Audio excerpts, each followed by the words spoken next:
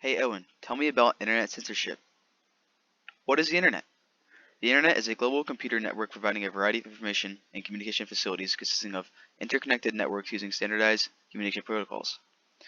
In other words, the internet is just a bunch of computers that are constantly sharing and transmitting data between one another. The internet is used for a multitude of things such as entertainment like TikTok or Meta, education like Schoology, Google, Wikipedia, and the New York Times, gaming like on Roblox or Fortnite, or checking your finances on Robinhood. What is internet censorship?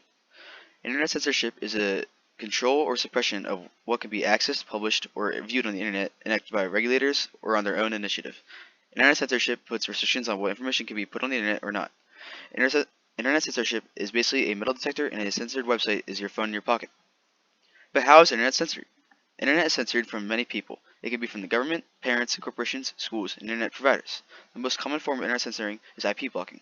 This process takes the IP of a website and restricts the computer to go there and instead redirects it to somewhere else. Another form of censorship is keyword blocking. This is exactly what it sounds like. When you click on a website with a keyword in it, it will reject your attempt to access it. Say a blocked word was burger, and you try to access juicyburger.com, it will restrict you from doing that. This form of censorship is popular among parents. The last form of common censorship is packet filtering. This basically censors anything that doesn't have a known destination and a start point. It's basically Border Patrol asking where are you coming from and where are you going to go. What are examples of internet censorship? The most common and well-known example is the Chinese Communist Party. They restrict the access to any media that talks down on the government as they want to be seen in a good light. Basically, they are very corrupt and not good people. Another example is this child being sold by his father. This young lad's grades were slipping, so his parents decided to no more YouTube. However, the boy still tried to watch the newest Cocomelon video, but he was surprised to see when YouTube was blocked on his browser. His parents found out and they were very upset. A last common example is this distinguished fellow right here at work. He just started his first day and already hates his new job. He decided to take a break from working and scroll the internet.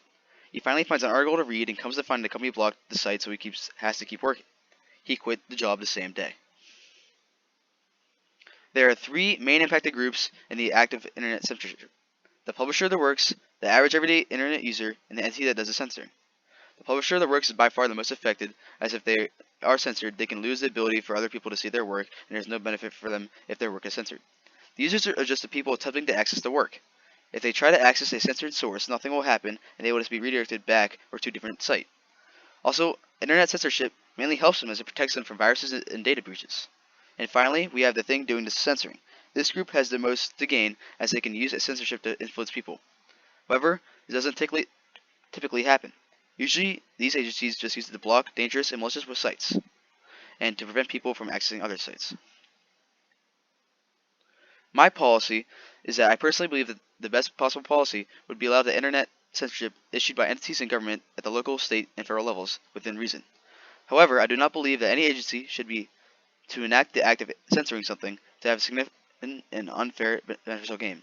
In layman terms, I feel that anyone should be able to censor something. However, the government should not be able to censor anything at will. The pros of my policy. The biggest reason to censor things in my eyes is the protection of people's data and information.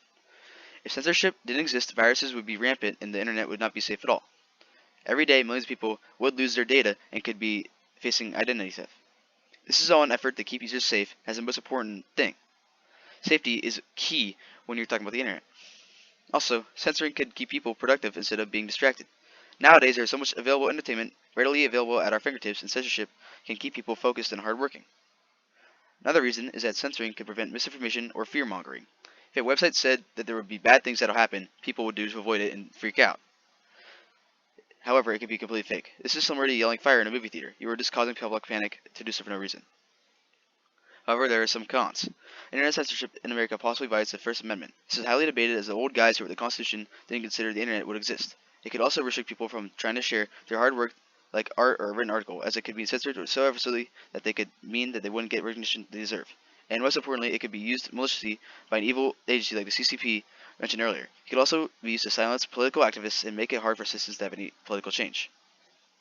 Thanks for watching.